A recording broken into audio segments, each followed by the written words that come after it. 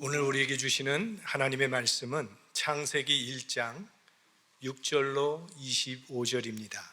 저와 여러분이 한 절씩 교독해 보겠습니다.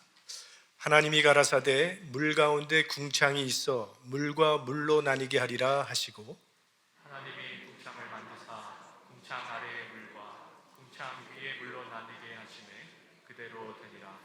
하나님이 궁창을 하늘이라 칭하시니라. 저녁이 되며 아침이 되니 이는 둘째 날이니라. 하나님이 가라사대 천하의 물이 한 곳으로 모이고 묻이 드러나라 하시매 그대로 되니라. 하나님이 묻을 땅이라 칭하시고 모인 물을 바다라 칭하시니라. 하나님의 보시기에 좋았더라. 하나님이 가라사대 땅은 풀과 심에 있는 채소와 각기 종류대로 씨 가진 열매 맺는 과목을 내라 하시매 그대로 되어 땅이 풀과 각기 종류대로 씨 맺는 채소와 각기 종류대로 씨 가진 열매 맺는 나무를 내니 하나님의 보시기에 좋았더라. 저녁이 되며 아침이 되니 이는 셋째 날이니라. 하나님이 가라사대 하늘의 궁창에 광명이 있어 주야를 나뉘게 하라. 또 그 광명으로 하여 징조와 사시와 일자와 연한이 이루라. 또 그 광명이 하늘의 궁창에 있어 땅에 비치라 하시고 그대로 되니라. 하나님이 두 큰 광명을 만드사 큰 광명으로 낮을 주관하게 하시고 작은 광명으로 밤을 주관하게 하시며 또 별들을 만드시고, 하나님이 그것들을 하늘의 궁창에 두어 땅에 비치게 하시며 주야를 주관하게 하시며 빛과 어두움을 나뉘게 하시니라. 하나님의 보시기에 좋았더라. 저녁이 되며 아침이 되니 이는 넷째 날이니라. 하나님이 가라사대 물들은 생물로 번성케 하라.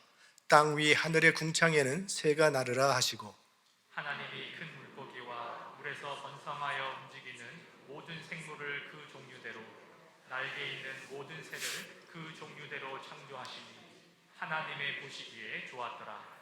하나님이 그들에게 복을 주어 가라사대 생육하고 번성하여 여러 바닷물에 충만하라. 새들도 땅에 번성하라 하시니라. 저녁이 되며 아침이 되니 이는 다섯째 날이니라. 하나님이 가라사대 땅은 생물을 그 종류대로 내되 육축과 기는 것과 땅의 짐승을 종류대로 내라 하시고 그대로 되니라. 하나님이 땅의 짐승을 그 종류대로, 육축을 그 종류대로, 땅에 기는 모든 것을 그 종류대로 만드시니 하나님의 보시기에 좋았더라. 아멘. 오늘 본문 가운데는 여러 번 반복되는 말이 몇 가지 나오는데, 오늘은 이 말을 중심으로 오늘 본문을 생각해 보려고 합니다. 먼저 하나님이 가라사대, 이 말이 본문에 7번 반복돼서 나옵니다. 하나님은 말씀하시는 분이십니다. 우리 인간이 하나님을 찾고자 하는 것은 자연적인 본성입니다. 성경은 하나님께서 인간에게 영혼을 사모하는 마음을 심어주셨다고 그렇게 말하고 있습니다. 그래서 인간은 하나님을 찾기까지, 또 자기 삶의 의미를 발견하기까지는 목마르고 방황하는 그런 존재입니다. 하지만 우리 피조물이 어떻게 창조주를 알 수가 있겠습니까? 시간과 공간에 갇혀있는 우리 유한한 존재가 어찌 영원한 신적인 존재를 알 수가 있겠습니까? 피조물이 창조주를 알 수 있는 방법은 하나밖에 없습니다. 하나님이 자신을 우리에게 알려주시기 원할 때 알 수 있는 것이고, 또 알려주는 만큼만 우리는 알 수 있는 것입니다. 하나님께서 우리 인간에게 하나님을 찾는 마음을 주셨다면 찾을 수 있는 해답도 주시지 않았겠습니까? 그것이 바로 하나님이 가라사대입니다. 하나님은 말씀을 통해서 자신을 알려주시는 분이라는 그런 말씀입니다. 하나님께서는 아담과 하와 때부터 지금까지 말씀하고 계십니다. 물론 하나님께서 우리에게 말씀하시는 방법은 시대에 따라 조금씩 변했습니다. 인류의 조상인 아담과 하와에게는 하나님께서 이렇게 대면하고 직접 말씀하셨습니다. 그러나 인간이 죄로 타락한 이후에는 하나님과 인간이 직접 대화할 수가 없게 되었지요. 그래도 하나님께서는 대화를 단절하지 않으셨습니다. 그 다음에는 선지자들을 세워서 선지자들을 통해서 우리에게 말씀해 주셨습니다. 그래서 구약의 선지서를 읽어보면 자주 등장하는 말이 있는데, 여호와의 말씀이 내게 임하여 이르시되 하면서 하나님의 말씀을 선지자들이 전해 주었습니다. 그렇게 여러 선지자들을 통해서 말씀하시다가 마지막 말라기 선지자 이후에는 약 400년 동안 하나님께서 침묵하셨습니다. 그래서 이 시대를 침묵의 시대 혹은 암흑 시대라고 부릅니다. 선지자들을 통해서 그렇게 하나님께서 책망하시기도 하셨고 경고의 말씀도 주셨고 교훈도 하셨건만 사람들이 듣질 않습니다. 계속 죄를 짓고 하나님을 거역하니까 하나님이 침묵하신 것 같습니다. 그러나 하나님은 영원히 침묵하시지는 못합니다. 자기 백성을 사랑하시기 때문입니다. 그래서 그 다음에는 하나님의 아들 예수님을 보내셔서 말씀하셨습니다. 히브리서 1장 2절 말씀해 보시면, 이 모든 날 마지막에 아들로 우리에게 말씀하셨으니 이 아들을 만유의 후사로 세우시고 또 저로 말미암아 모든 세계를 지으셨느니라. 하나님께서 아들 예수님을 통해서 말씀하셨습니다. 예수님은 하나님의 아들이시기 때문에 예수님의 말씀은 하나님의 말씀이요, 예수님을 순종하는 것은 하나님을 순종하는 것이 됩니다. 그래서 예수님이 이 세상에 계실 때는 사람들이 예수님을 통해서 하나님의 말씀을 들었습니다. 그리고 지금은 예수님이 이 세상에 안 계신 지금은 하나님께서 성경을 통해서 우리에게 말씀하고 계신 것입니다. 말씀을 소중하게 여겨야 하는 이유가 바로 여기에 있습니다. 기독교는 말씀의 종교입니다. 하나님께서 우리에게 말씀하시는 방법은 성경 말씀을 통해서입니다. 성경을 읽을 때 성령께서 우리 마음에 감동을 주시고 깨우쳐 주신다는 거죠. 그래서 하나님의 뜻을 알 수 있는, 그리고 하나님을 알 수 있는 가장 좋은 길은 말씀을 통해서입니다. 자, 이렇게 하나님이 가라사대라는 말이 7번 반복되고요. 그 다음에 반복되어 나오는 말은 그대로 되니라입니다. 하나님이 가라사대라는 말 뒤에 어김없이 따라 나오는 문구가 그대로 되니라입니다. 하나님의 말씀의 권위를 나타내는 말이에요.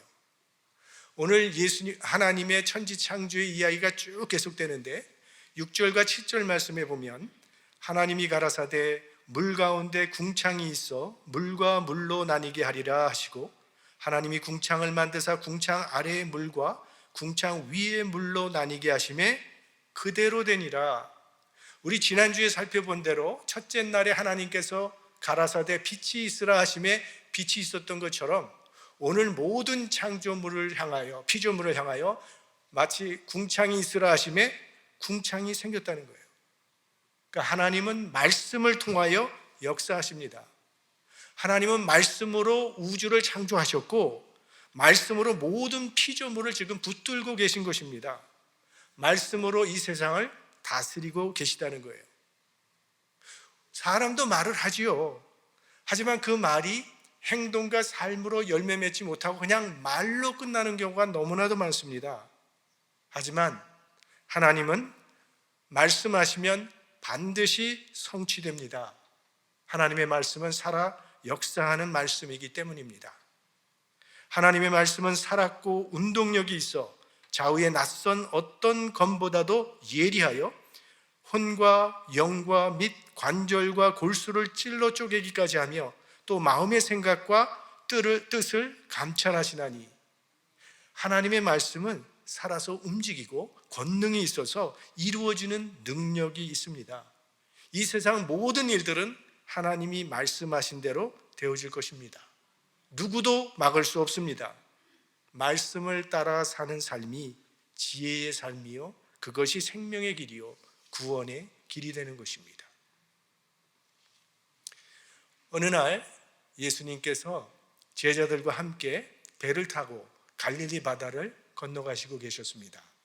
근데 예수님은 너무 피곤하셔서 주무시고 계셨고, 이제 제자들이 노를 젓고 있었는데 한참 가다가 큰 폭풍을 만나게 됩니다. 도무지 빠져나갈 수가 없는 폭풍이라 결국은 배가 침몰할 위기에 처하게 되자 제자들이 급히 예수님을 깨웠습니다. 주님, 우리를 구원해 주십시오. 우리가 죽게 되었습니다. 그 말을 듣고 깨신 예수 그리스도께서 바람과 바다를 향해 꾸짖으며 말씀하셨습니다. 잠잠하라, 고요하라. 말씀이 떨어지자 즉시 바람과 바다가 잔잔해졌다고 했습니다. 죽은 지 나흘이 된 나사로의 무덤을 예수님께서 찾아오셔서 눈물을 흘리시면서 그 무덤을 향해서 말씀하셨습니다. 나사로야, 나오라. 그 말씀 한마디가 떨어지자마자 죽었던 나사로가 손과 발에 배에 묶인 채로 걸어 나왔다고 말씀하고 있습니다. 한 백부장의 하인이 중풍에 걸렸습니다. 그래서 이 백부장이 예수님을 찾아와서 고쳐달라고 간청을 했습니다. 그 백부장의 간청 소리를 들은 예수님께서 그래, 내가 가서 고쳐주마 하고 말씀을 했더니 이 백부장이 뜻밖의 반응을 보이는 것입니다.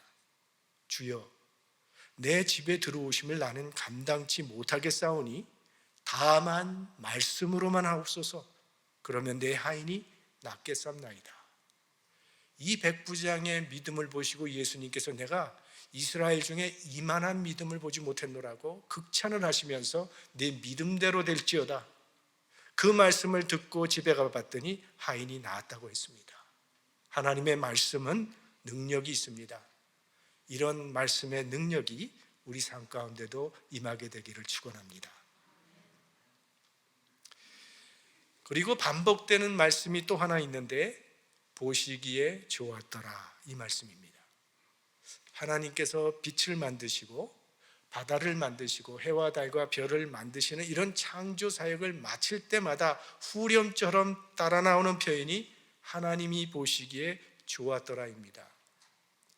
이거는 하나님께서 천지를 창조하실 때 되는 대로 적당히 만드신 게 아니라는 그런 뜻입니다.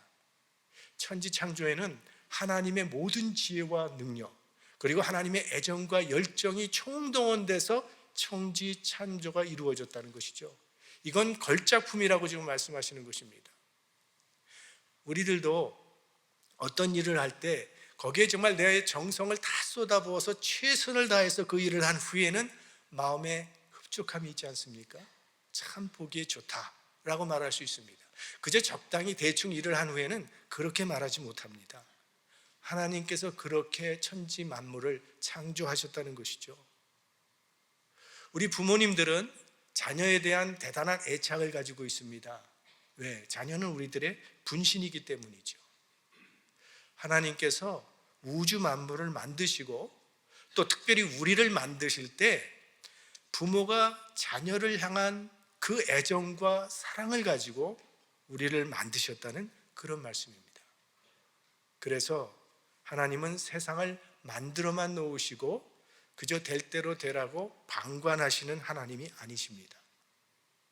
그렇다고 하나님께서 우리가 잘하나 못하나 계속 지켜보고 있다가 못하면 벌을 주시는 그런 심판관도 아니십니다.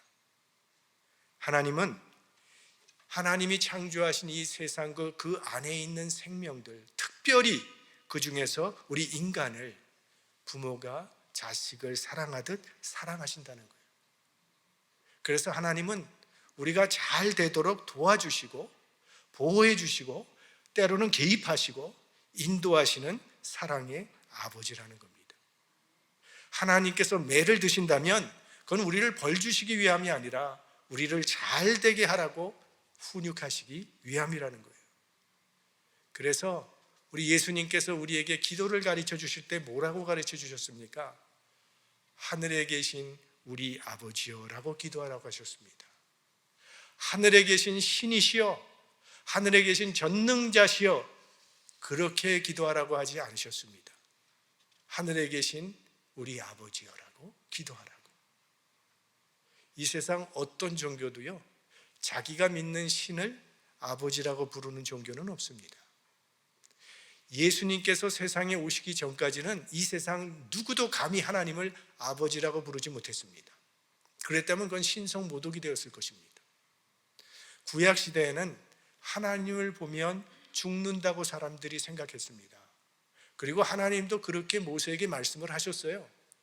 모세가 하나님의 영광을 보여달라고 했을 때 하나님께서 모세에게 뭐라고 말씀하시냐 하면, 네가 내 얼굴을 보지는 못하리니 나를 보고는 살 자가 없느니라. 그래서 모세를 반석 위에 서게 하시고 모세 앞을 지나가시는데 모세가 하나님의 앞을 볼 수 없도록 하나님의 손으로 모세를 덮으시고 다 지나가신 후에 하나님의 등만을 보도록 하셨습니다. 그만큼 하나님은 거룩하시고 두려우신 분이라는 거예요. 그런데 예수님은 하나님을 아버지라 부르셨습니다. 예수님은 하나님의 아들이니까 그럴 수 있습니다. 그런데 놀라운 것은요, 예수님께서 우리를 향해서 너희들도 기도할 때 하늘에 계신 우리 아버지여라고 기도하라고 하신 것입니다.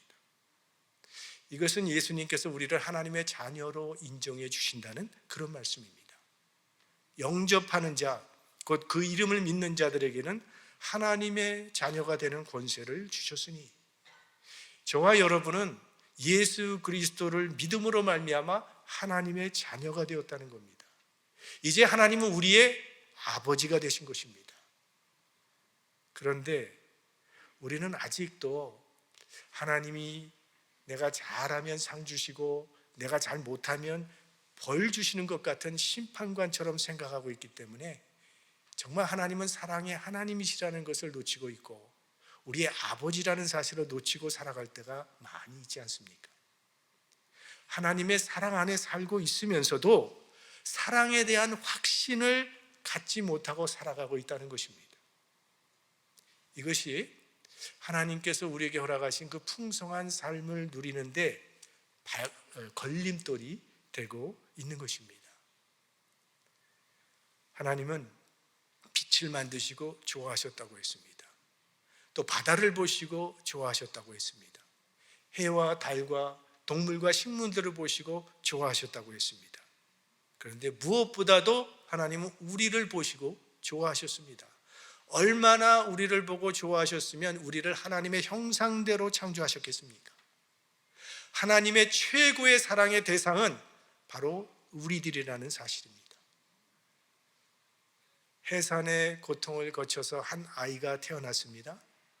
부모는 그 태어난 아이를 품에 안고 너무 기뻐하고 이 아이를 좋아합니다. 그리고 최선을 다해서 사랑으로 이 아이를 키웁니다. 아이를 위해서 할 수 있는 건 부모님들은 다 합니다. 그런데 그렇게 사랑을 다 쏟아부어서 아이를 기르고 있는데, 그리고 그렇게 사랑하고 있는데 이 아이는 웃지도 않고 늘 우울하게 살아가고 있다면, 삶의 만족을 느끼지 못하고 기쁨도 없고 살아갈 마음도 없다면 그 아이를 보는 부모의 마음이 어떻겠습니까? 하나님은 우리를 보고 좋다고 하시는데 왜 우리는 열등의식에 사로잡혀 있어야 하는 것입니까? 하나님은 우리를 도와주시겠다고 하는데 왜 우리는 감당할 수 없다고 포기하려고 하십니까? 하나님은 항상 우리와 함께 계시겠다고 말씀하시는데 왜 두려워하십니까? 하나님은 우리를 사랑하신다고 하는데 왜 나는 하나님의 사랑을 받을 자격이 없다고 하십니까? 이러한 생각과 이러한 태도는 하나님의 창조 원리에 역행하는 것입니다. 하나님은 우리의 존재를 좋아하십니다. 우리를 사랑하십니다. 만일 하나님께서 사랑받을 자격이 있는 사람만 사랑하신다면 이 세상에 과연 누가 이 하나님의 사랑을 받을 사람이 있겠습니까?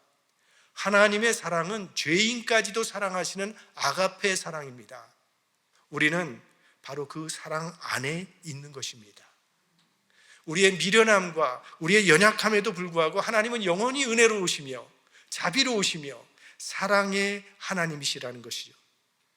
우리를 사랑하시되 독생자를 주시기까지 하나님은 우리를 사랑하십니다. 이 사실을 기억하시고 아무리 힘들어도 이 사랑을 힘입어 살아가시기 바랍니다. 창조주 하나님이 우리의 하나님이시라면 우리가 가질 수 있는 확신이 있습니다.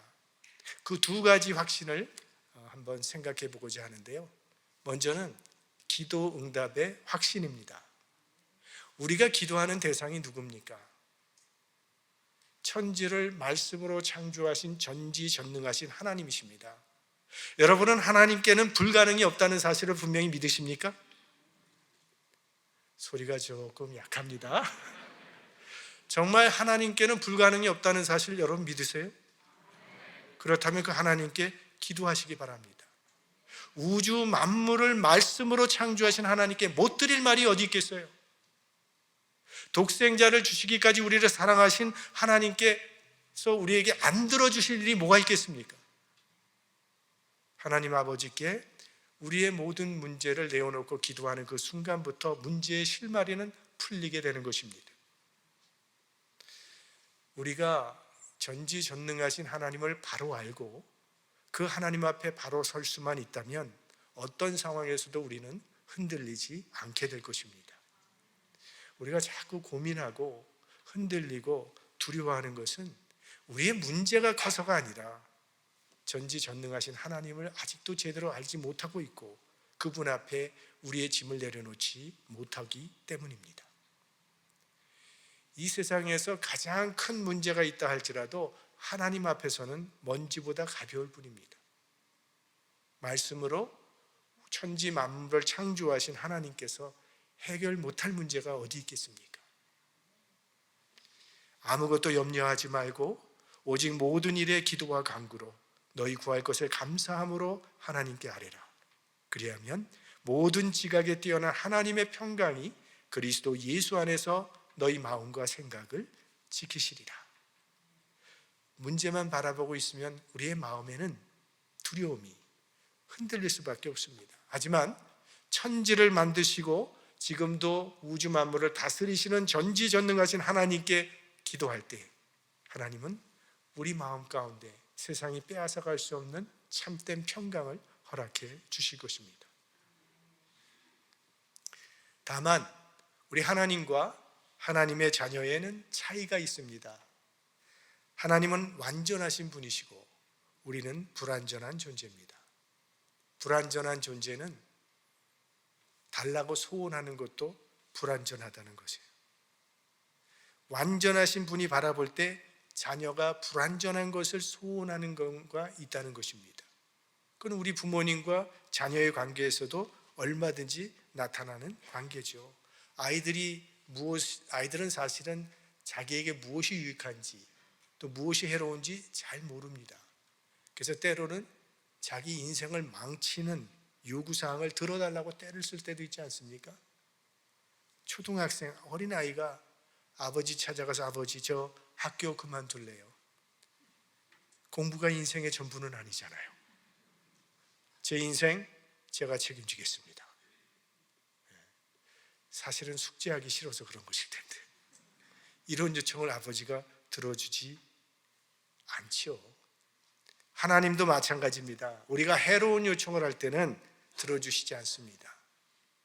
이때에 믿음이 성숙한 사람과 믿음이 성숙하지 못한 사람의 차이가 나타나는데 믿음이 성숙하지 못한 사람은 자신의 소원대로 되지 않은 부분을 하나님의 버림이라고 생각한다는 것입니다.